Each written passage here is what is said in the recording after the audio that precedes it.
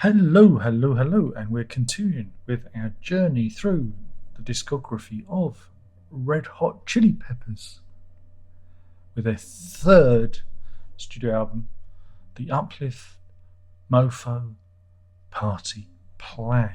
He says, gesturing to the thumbnail. Remember the thumbnail. Released originally 29th of September 1987. This is an interesting one. How is it interesting? For it is the only album where the original members of the band appear on the studio recordings. So you have Kiedis, Slovak, Flea, and Irons all together because again Jack Irons and Hillel Slovak were off doing their what is it project, and one came back and but here we have them together. And unfortunately, it was the album before Hillel Slovak died of a drug overdose, and Jack Irons went on to drum on with loads of other different people, including Pearl Jam. Yeah, he was with them for a while, wasn't he? This is interesting. I find this album very interesting because after the last couple of misfires, we're going to call them misfires. I'm going to be generous. We get to this one, and for the first time, we hear the band kind of getting there, getting to what I call their final form.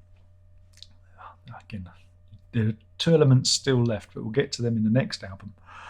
But you do start to hear the archetypal Red Hot Chili Peppers sound coming through the record.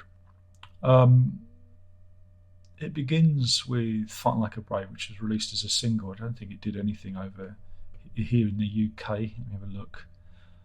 No, I don't think it did anything. Again, it's an okay song to be. Again, it's actually a pretty good song to open the album with. It's pretty, full on. You're head first into it, but as a single, is it the strongest song on the album? I don't know. I'll get to that, but it's all right. You understand why this is the opening track. Funky Crime, again, they just anytime there's a track with funky, a song with funky in the title, I know it's not going to be a good one. It's them doing their shtick, but as we go through the album, Me and My Friends and Backwards, we see the band are opening up a little bit more when it comes to arrangements and the way they're delivering their songs. It's not all that, Clinton funk thing they did before, or that really awful,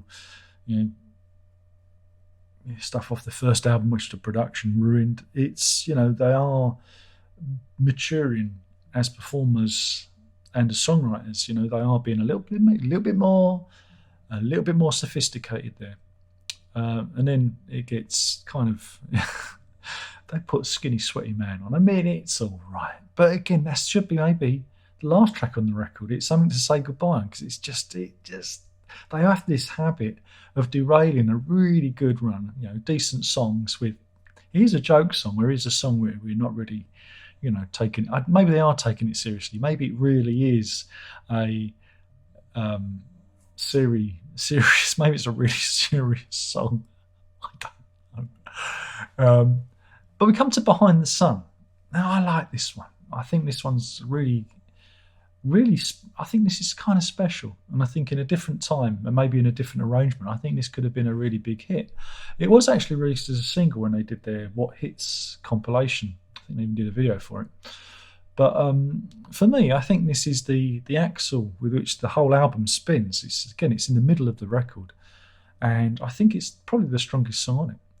And it's a kind of almost a summary, very LA kind of track. again, if they just maybe stripped back the track a bit, maybe pulled the drums back, maybe more acoustic guitars, there's some kind of sitar guitar on it, Like I say, they're using a very different tonal palette, and it's really, I don't know, it just hints at a level of maturity in their songwriting, that they're willing to do different things. And then this is completely derailed by their cover of Subterranean Homesick Blues, the famous Bob Dylan song. Again, they do it with a bunka bunka bunka bunka with a funk bass pulse running through it. The original is such a classic, It's just, you hear people doing it, but it's like, not that it's. I just don't want to hear it. Then we come to, well, on the album these days, it's called, especially if you stream it, it's called Special Secret Song Inside, but it's actually called Party on Your Pussy. Can't really do those songs anymore. Can't have Party on Pussies anymore. Political correctness. I'm not a fan of it. I wasn't a fan of it back in the day. No. But again, they do have a habit of letting their cruder side of their nature bubble and rise to the surface. Again, it's that, are they self-aware? Again, maybe it's the language of the LA street scene. I don't know. So again, it's another one. Walking on. Sorry, I've skipped a track. No Chump Love Sucker. It's okay. Walking on Down the Road is another decent track. Love Trilogy is interesting because, again, you can see them. They're trying, again, because it's a trilogy, maybe it's actually three tracks glued together, but they are trying with their arrangements to do something. It builds to something, and they're getting with the idea of it not just being bunk all the way through it. They are, introducing some ups and downs, some light and some shade into the thing. So, it's only a short song, but it's quite sophisticated compared to some of their previous tracks. And it ends with Organic Anti-Beatbox Band, which is like, it's all right. It's okay. It's all right. But I think Skinny Sweaty Man should have ended the album on a funny, rather than it being smack in the middle of the record. But yeah, I mean, it's it's just a completely different aspect to the previous two records. Again, they kind of hint towards this, but you can see them. They're taking it a bit more seriously. It's it's a bit more focused, and they are trying to expand and develop their songwriting skills. And it leads us nicely into the next record, but there will be personnel changes, and that brings a whole new different lifeblood. And I don't know if it's the same producer. Yeah, it's the same producer as well. So we'll have to see how that pans out. So yeah, I mean, it's this really for me. This for me is really the first Red Hot Chili Peppers album, because it hints that you can, you're getting there. We're getting there. We're getting there. But then I'll probably say that about the next one, because personnel changes, and it's a more familiar band, familiar tonal palette that we're going to be introduced to with the next bunch of players. So yeah, it's a good one. It's well worth checking out, I think. The previous two, again, I find pretty hard to get through, but this one I find enjoyable. Yeah, there are some tracks I'm not a fan of, but it's worth it for me for Behind the Sun. I think it's such a strong track. Again, in a different world with a different arrangement, I think that could have been a really big hit. And again, it does indicate it's an indicator of what's coming with some of their other songs down the line. So yeah, it's an interesting one.